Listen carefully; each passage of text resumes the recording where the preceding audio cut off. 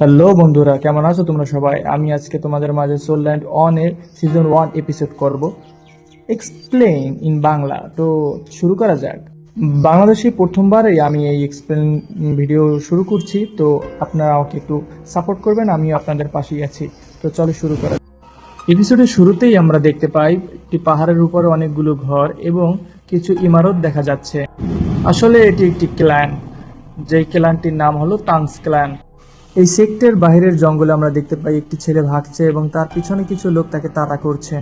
এই লোকগুলো হলো তাংস ক্লানের এল্ডার। এই এল্ডারগুলো ছেলেটির উপর অ্যাটাক করছে এবং ছেলেটি সেটা থেকে বাঁচার চেষ্টা করছে এবং আগে এগিয়ে যাচ্ছে। আর এই বিষয়গুলো এল্ডারগুলোকে অনেক বিভ্রান্ত এবং অবাক করে দিচ্ছিল। এল্ডারগুলো এতটাই পাওয়ারফুল ছিল যে তাদের অ্যাটাক থেকে বাঁচা খুবই মুশকিল। তারপরে ছেলেটি তাদের অ্যাটাক থেকে বাঁচছে এবং এগিয়ে যাচ্ছে। ছেলেটি ভাগতে ভাগতে একটি খাইয়ের কাছে এসে পৌঁছালো। তারপর তাংসান সেক্ট লাইব্রেরিতে ঢুকে সব সিক্রেট টেকনিকগুলো শিখে ফেলেছিল এবং তারই প্রেক্ষাপটে তাংসানকে সাজা দেওয়ায় তাকে মৃত্যুদণ্ড দেওয়া হচ্ছিল।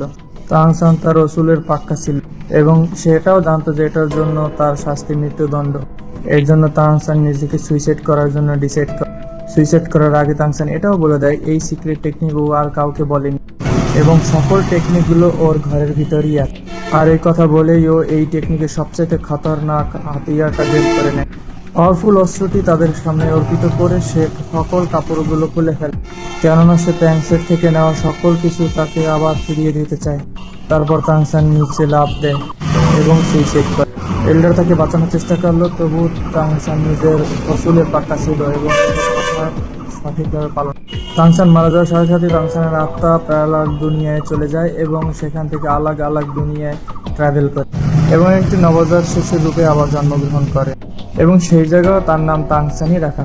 এবং তাংসানের প্রথম জন্মের সকল কথা এবং স্মৃতি তার স্মৃতিতে থেকে যায় এবং সবকিছু তার মনে থাকে এবং সব সেই টেকনিকগুলো এই দুনিয়ায় বসেও সে প্র্যাকটিস করতে থাকে। আর এই দুনিয়ায় 6 বছরের ভিতরে তাদের ভিতরে একটা স্পেশাল অ্যাবিলিটি থাকে যেটা তারা অ্যাওয়েকেন করে। আর এই অ্যাবিলিটির নাম হলো স্পিরিট সোল। আর এই অ্যাবিলিটি জাগ্রত হয়ে গেলে এক একজনের কাছে এক এক রকমের অ্যাবিলিটি চলে আসে।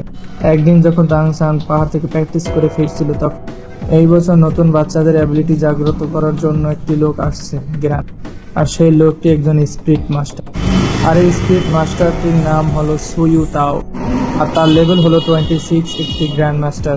আর এই কাল্টিভেশন সিস্টেমের 1 থেকে 100 পর্যন্ত লেভেলে আছে এবং এই লেভেলগুলোকে আলাদা আলাদা নামে ডিবেট করা হয়। 10 থেকে 20 পর্যন্ত যাদের পাওয়ার লেভেল তাদেরকে স্পিরিট মাস্টার, 20 থেকে 30-এর মধ্যে স্পিরিট জ্ঞান, 30 থেকে 40-এর ভিতরে তাদেরকে স্পিরিট এল্ডার বলে। আর এইরকমই তাদের র্যাঙ্কের অনুযায়ী তাদেরকে ভাগ করা হয়েছে। আর এই বিষয়ে আমাদের সবকিছু সামনে জানতে পারবো আমরা। সব বাচ্চাদের এবিলিটি জাগানোর জন্য গ্রামের এল্ডার তাদেরকে সবাইকে একখানে করে তারপরে একটা স্পিরিট মাস্টার সামনে এনে দাঁড় করায়, যে জায়গায় স্পিরিট মাস্টার তাদেরকে একটি বিল্ডিং এর ভিতরে নিয়ে তাদের রিচুয়াল শুরু করে দেয়। আর এই জায়গায় তাংসান নিজেও মজুদ ছিল এবং সেখানে সবার একের পর এক স্পিরিট অ্যাওয়েকনিং করা শুরু করে এবং তাদেরকে প্রেসার দেওয়া হয় এবং প্রেসারে তাদের স্পিরিট টুল বের হয়ে আসে। এভাবে করে তাদের স্পিরিটগুলো অ্যাওয়েকিং করার চেষ্টা করা হয়। অনেকেরই বের হয়, অনেকের আবার ভালো স্পিরিট বের হয় না, এই জন্য তারা কাল্টিভেশন করতে পারবে না। যে প্রথম বাচ্চাটা আগে আসে, সেই প্রথম বাচ্চাটা স্পিরিট হয় একটি শিকল, যেটাকে নিয়ে একটি টুল টাইপ স্পিরিট সোল। তখন এটা দেখে স্পিরিট মাস্টার বলে যে এটা তো ওয়েপেনের জন্য কাজে আসবে না, তবে খেতি করার জন্য অবশ্যই কাজ আসবে। খেতি বলতে চাষবাস। তারপর তার জন্য সে সোল পাওয়ার চেক করে এবং সোল পাওয়ার চেক করার পর দেখে তার সোল পাওয়ার একদমই 0। আর প্রতিটি স্পিড মাস্টারের জন্য সোল পাওয়ার খুবই গুরুত্বপূর্ণ, এটা না হলে তারা কাল্টিভেশন করতে পারবে না। তার সোল পাওয়ার 0 হওয়ার কারণে সে এইটা কাল্টিভেশন করতে আর পারবে না। এখন সে সারা জীবন ভর একটি নর্মাল মানুষই থাকবে এবং আরও সে বাচ্চাদের চেক করা শুরু করে এক এক করে। আর এর মধ্যে বেশিরভাগই ফার্মিং স্কিল রাখার ছেলেগুলোই বেশি বের হচ্ছে। তাদের মধ্যে থেকে একটি মেয়ে আসে এবং সে স্পিড চেক করানোর জন্য আসে এবং তার হাত থেকে বের হয় একটি ব্লু সিলভার গ্রাস এবং ব্লু সিলভার গ্রাস দেখে সে একটু হতাশ হয়ে যায়, কারণ সবাই জানে যে ব্লু সিলভার প্ল্যান্ট সোল তারা কাল্টিভেশন করতে পারে না। আর এই কন্টিনেন্টের সবচেয়ে যদি খারাপ কিছু থেকে থাকে তাহলে এই স্পিরিট সোলের ভিতরে এই ব্লু সিলভার গ্রাসই সবচেয়ে খারাপ স্পিরিট সোল হিসেবে মানা, যার নাম তাংসান। সে এবার সামনে আসে এবং সামনে আসার পর তার স্পিরিটও চেক করা শুরু হয় এবং সে তার হাতটা আগে বাড়ায় এবং কনসেন্ট্রেট করে এবং তার হাত থেকেও দেখা যায় যে ব্লু সিলভার গ্রাস বের হয়ে আসে। এবং ঠিক তার অন্য হাতে একটি হাতুড়া দেখা যায়, কিন্তু হাতুড়টা সে বের করে না। এবং তারপরে স্পিড মাস্টার তাংসানের সোল পাওয়ারটা চেক করতে যায় এবং সে অবাক হয়ে যায়, কারণ তাংসানের সোল পাওয়ার সম্পূর্ণ ফুল ছিল, 10/10। যাদের সোল পাওয়ার জন্মের পর থেকেই একদম ফুল হয়ে থাকে তাদেরকে ইনেট সোল পাওয়ারের দরজা দেওয়া হয়। আর এরকমের লোক খুবই কমই দেখতে পাওয়া যায়, খুবই রেয়ার। আর এই রকমের লোক খুবই শক্তিশালী হয়ে থাকে। এবার স্পিড মাস্টার তাংসানকে বলে অ্যাওয়েকনিং এর পর 10 সোল পাওয়ার এটা সবচেয়ে হাইয়েস্ট লেভেল। তখন তাংসান জিজ্ঞেস করে এরপর কি কাল্টিভেশন করতে পারবো না? তখন স্পিড মাস্টার বলে যে এর পরবর্তীতে তোমাকে একটি সোল রিং অ্যাবজর্ব করতে হবে এবং তারপরে তুমি তোমার সামনের কাল্টিভেশন এগিয়ে নিয়ে যেতে পারবে। এবং প্রতিটি সোল মাস্টারের জন্য 10 লেভেলের পরে একটি করে সোল রিং হাসিল করতেই হবে। আর হাসিল করার পরে আমরা 10 লেভেলের পরে আমরা আগে এগিয়ে যেতে পারবো, এছাড়া আমরা আগে এগোতে পারবো না। সে যতই চেষ্টা করুক সে 11 লেভেলে পৌঁছাতে পারবে না। তখনই তাংসান জিজ্ঞেস করে তোমার কাছে কি 2টি স্পিড রিং আছে? তখনই মাস্টার বলে হ্যাঁ, আমার কাছে 2টি স্পিড রিং আছে, কারণ আমার লেভেল 26। প্রতি 10 লেভেলে একটি করে স্পিড রিং অবশ্যই দরকার। স্পিড রিং ইউজারের সুবিধা মোতাবেক তাকে টেকনিক প্রদান করে থাকে। আর এটা বলে সে হলের বাইরে চলে আসে। এবার ভিলেজ এল্ডার এবং তাংসানের ঘরের দিকে যায় এবং সেখানে গিয়ে তাংসানের পিতার সাথে তাংসানের দেখা করিয়ে দেয় এবং সবকিছু খুলে বলে এবং তাংসানকে জিনিয়াস বলে দাবি করে। তাংসানের পিতার নাম ট্যাংহাও এবং ট্যাংহাওয়ের পিতা তাংসানকে এবার জিজ্ঞেস করে তোমার মার্শাল সোল এবার কি হয়েছে? তখন তাংসান বলে যে আমার এখন ব্লু সিলভার গ্রাস স্পিড বের হয়েছে। তখনই ট্যাংহাও অবাক হয়ে বলে মনে মনে যে ওর তো speed soul clear sky hammer হওয়া উচিত ছিল, কেন ব্লু সিলভার প্ল্যান্ট হলো? এ বিষয়ে আরো ডিটেইলে পরবর্তীতে আমরা জানতে পারবো। ভিলেজ এল্ডার এটাই চেয়েছিল যে শহরে একটি স্কুলে যে তারপর তার ছেলে লেখাপড়া করুক। তাংহাও একদম সরাসরি মানা করে দেয়। কেন তাংহাও মানা করছে এটাও আমরা আগে জানতে পারি। ভিলেজ এল্ডার এই কথা শুনে খুবই অবাক হয় এবং ভিলেজ এল্ডার বলে এত বড় ট্যালেন্টকে ঘরের ভিতরে আটকে রাখা এটা একদমই সঠিক না। ওকে বাহিরে নিয়ে সবচাইতে ভালো ট্রেনিং দেওয়া উচিত। ভিলেজ এল্ডারের বারবার বোঝানোর পরও তাংহাও মানে না। ভিলেজ এল্ডার তারপর এখান থেকে চলে যায়। তাংহাও মনে মনে ভাবে যে এই ডিসিশনের কারণে তার ছেলে তার উপরে মন খারাপ করতে পারে, কিন্তু তাংসান তার ডিসিশনে মন খারাপ না করার বদলে সে আরো চুপচাপ এবং শান্ত দেখা যাবে। তখন তাংসান বলে আমরা লোহারের মতো করে নিজেদের জীবনযাপন করতে পারি, কোনো সমস্যা নেই। এবং তাংহাও নিরাশ হয়ে বসে যায় এবং স্পিড মাস্টারদের বেকার বলে। তারপর তাংহাও তাংসানকে তার স্পিড সোল দেখাইতে বলে এবং সেখানে সে দেখতে পায় ব্লু সিলভার প্ল্যান্ট এবং এটা দেখে সে অনেক চমকে যায়। ঠিক তখনই তাংহাও চলে যায় এবং তাংসান তার অন্য হাতে অন্য স্পিড সোলটিও দেখানো শুরু করে এবং দ্বিতীয় হাত থেকে তার ক্লিয়ার স্কাই হ্যামার বের করে নেয় এবং এটা দেখে তাংহার মনে কিছু চিন্তা জাগে এবং কিছু মনে পড়ে কিভাবে তাংহার ওয়াইফ এবং তাংহাও কিছু লোকের কাছ থেকে ভাগ্যে বাঁচতেছিল এবং এই বাচ্চাটাকে বাঁচানোর জন্য নিজেকে স্যাক্রিফাইস করে দিয়েছিল তাংহার স্ত্রী। তখন তার মাথায় চমকে যায় এবং বলে যে তার ওয়াইফের স্পিড সোল ছিল ব্লু সিলভার। এখন তার ছেলে ডাবল স্পিড দেখে তাকে বুকে একদম জড়িয়ে তাংহাও তাংসানকে একটা কথা বোঝায় যে তুমি তোমার সবসময় উল্টো হাতের হ্যামারকে লুকিয়ে রাখবে এবং তোমার ডান হাতের যে ব্লু সিলভার গ্রাস তাকে প্রোটেক্ট করবে। তারপর লোহারের কাজ শেখায় তাংসানকে এবং আলাদা আলাদা টেকনিকগুলো তাকে শেখানো শুরু করে। এই সমস্ত টেকনিকের সাথে তার পিছনের জীবনের সকল স্মৃতিগুলো তাকে সে ব্যবহার করে এবং টেকনিকগুলো ব্যবহার করে। তারপরে সে ওয়েপেন বানানো শুরু করে। তারপর তাংহাও তাংহার ছেলেকে শহরে যে লেখাপড়ার জন্য অনুমতি দিয়ে দেয় এবং বলে দেয় তুমি ওইখানে যে তোমার খরচা নিজের লোহারের কাম করে চালিয়ে নেবে এবং কিছু শর্ত রেখে দেয় যেখানে সে হ্যামারে কোনো স্পিড রিং অ্যাড করতে পারবে না। সে যত স্পিড রিং অ্যাড করবে সব কিছু ব্লু সিলভার গ্রাসে অ্যাড করে থাকবে এবং দ্বিতীয় শর্ত যে হ্যামার স্পিড সে কখনোই কাউকে দেখাতে পারবে না। আর দ্বিতীয় শর্ত হলো কাউকে বলবে না যে ওর এই রহস্য যে 2টি স্পিড সোল আছে ওর কাছে।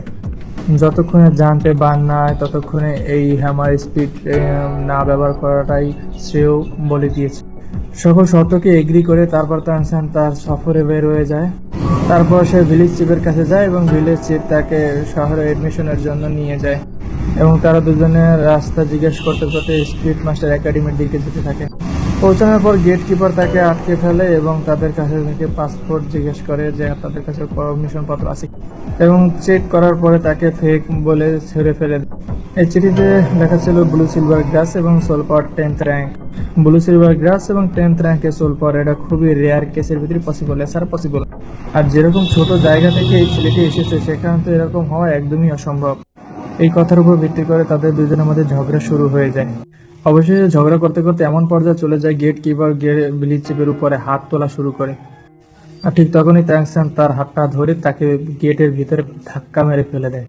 এখানে তাংসানের খুবই রাগ হচ্ছিল এবং সে তার প্রতিক্রিয়া এটা দেখালো এবং তারই সাথে সাথে সে হিডেন ওয়েপেনও অ্যাক্টিভেট করে দিয়েছিল। ঠিক তখনই গ্র্যান্ড মাস্টার এন্ট্রি হয় এবং এই লোকটিকে সবাই গ্র্যান্ড মাস্টার বলে চেনে এবং গ্র্যান্ড মাস্টার সবাই লড়াই বন্ধ করিয়ে এবং তাদেরকে ভিতরে নেওয়ার সিদ্ধান্ত নেয়। রাস্তার ভিতরে তাংসান এবং গ্র্যান্ড মাস্টার নানা ধরনের কথা বলে এবং বিভিন্ন কথাবার্তার সাহায্যে আলাপচারিতা করতে করতে ভিতরের দিকে যেতে থাকে। গ্র্যান্ড মাস্টার নিজে পরিচয় দেয় যে ওই জায়গায় গ্র্যান্ড মাস্টার এবং সে বলে যে এখান থেকে যদি তোমার কিছু শিখতে হয় তাহলে সে তার কাছ থেকে শিখতে পারে, তার মানে তাংসান তার কাছ থেকে শিখতে পারে। গ্র্যান্ড মাস্টার তাংসানের অ্যাডমিশন পাস দেখে নিয়েছিল আগে এবং সে বলে তুমি খুবই ইন্টেলিজেন্ট, পিছনে 100 বছরের ভিতরে তুমি তৃতীয় নম্বর ব্যক্তি যার কাছে পুরো 10 সোল র্যাঙ্ক সোল পাওয়ার আছে। তাংসান এটা শুনে চমকে যায় এবং তার হিডেন ওয়েপেনগুলো বের করা শুরু করে। আর এটা করার কারণ তাংসানের বাবা বলেছিল যে তাংসানের 2 স্পিড সোল আছে, এটা কেউ যেন জানতে না পারে। তাংসান এটাকে বিপদ মনে করে বিপদকে সরানোর জন্য হিডেন ওয়েপেন অ্যাক্টিভেট করে দেয়।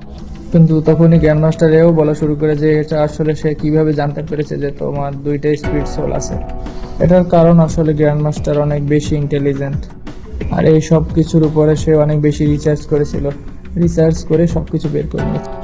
স্পিড সোল নিয়ে লোকজন আছে মোট 747 এবং তার ভিতরে 16 জনের ভিতরে সোল পাওয়ার 1-এর বেশি না। আর সোল পাওয়ার স্পিরিটের কোয়ালিটির উপরে নির্ভর করে থাকে, যেভাবে ব্লু সিলভার গ্রাসে ফুল সোল পাওয়ার হওয়া সম্ভব নয়। এই জন্য শিওর হয়ে গ্র্যান্ড মাস্টার বলে তোমার কাছে 2টা স্পিড সোল আছে।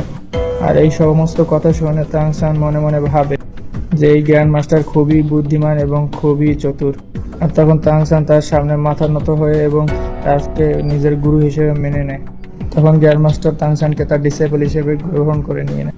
তখন এই স্কুলের প্রিন্সিপালের কাছে যায় এবং প্রিন্সিপাল তার এডমিশন পাস দেখতে। তখন প্রিন্সিপালের একটু আজব লাগে যে ব্লু সিলভার গ্রাস কিন্তু তার সোল পাওয়ার পুরো ফুল, কিন্তু তাংসানের সাথে গ্র্যান্ড মাস্টারকে দেখে তাকে এডমিশন দিয়ে দেয়। গ্র্যান্ড মাস্টার আসলে এখানে কোনো শিক্ষক নয়, কিন্তু এখানে সবাই গ্র্যান্ড মাস্টারকে অনেক ইজ্জত করে আর গ্র্যান্ড মাস্টারের রুদ্রত পুরো শহরের ভিতরে ছড়াই আছে। তাংসানকে হোস্টেল 7-এ রাখা হয় এবং সে তার হোস্টেলের দিকে যেতে থাকে। যখনই সে তার হোস্টেলের গেটটা খুলতে থাকে তখনই সে দেখতে পায় একটি ছেলে তার উপরে অ্যাটাক করে দেয়। তাংসান ওর সাথে খুব ভালোভাবে লড়াই করে এবং তাদের ভিতরে ফাইট হওয়া শুরু হয় এবং অবশেষে তাংসান জিতে যায় ছেলেটির কাছে। আর সকল বাচ্চারা তাংসানের এই ফাইট দেখে সবাই তালি বাজাতে শুরু করে। তারপর ওই বাচ্চারা দাঁড়িয়ে যায় এবং সকল বাচ্চারা মিলে তাকে বোঝায় যে এটা আসলে একটি ট্রেডিশন, এই ট্রেডিশনটা ফলো করতেই হয়। লড়াই করে যে সবচেয়ে পাওয়ারফুল তাকে এখানে বস বানানো হয়। যেহেতু তাংসান এখানে জিতেছে তাই তাংসানকে বিগ বস বানাইয়ে দেয়। যেহেতু তাংসান জিতে গেছে এই জন্য তাংসানের সামনে সবাই মাথা নত করে এবং সবাই তাংসানকে বিগ বস বলা শুরু করে। তারপর আমরা দেখতে পাই একটি নতুন মেয়ে আসে সেখানে এবং সেই মেয়েটির নাম হয় শাউ।